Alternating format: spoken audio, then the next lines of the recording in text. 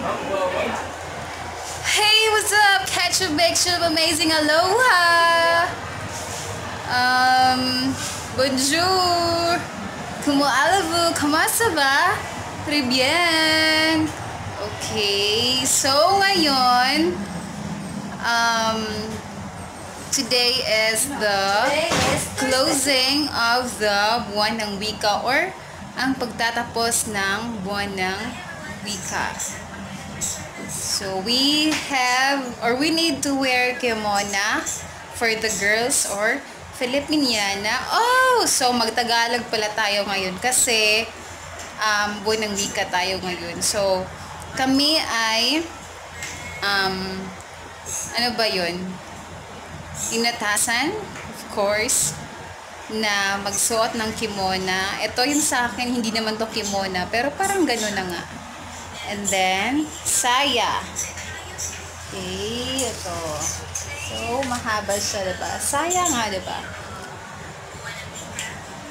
Ngayon ay pupunta na tayo dun sa ibaba kasi malapit na mag-start. So, sinabi na mag-start at 1 PM pero this time it's 1:20.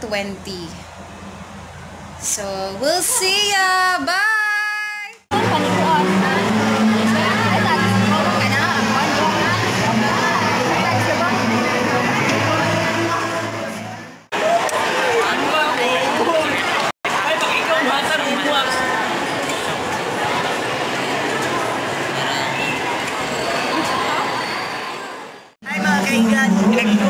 Say hi to my vlog!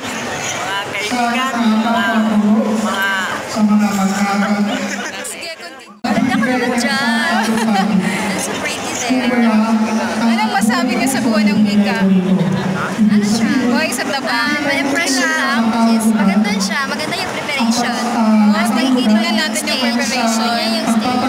Diba? Wala kang pagsasatao. Hindi siya. Ano siya? Kutso. Pinagandaan ko naman siya. Kasi mayaman. Kasi malaki yung pera. Pinuhos na lahat yung effort. Oh, anong mas money yung dun sa preparation. Masaya? Masaya. Bukod sa masaya, ano pa? Ano yung natutunan niyo sa buwan na to? So, sa katanungan na yun, anong natutunan ko? Going back, way back then, isa akong instructor ng Filipino. Yes, last year. Isang SEM. And then, ang hirap kasi hindi ko naman yun nature. Pero, nairaos ko din sa tulong ng aking co-teacher sa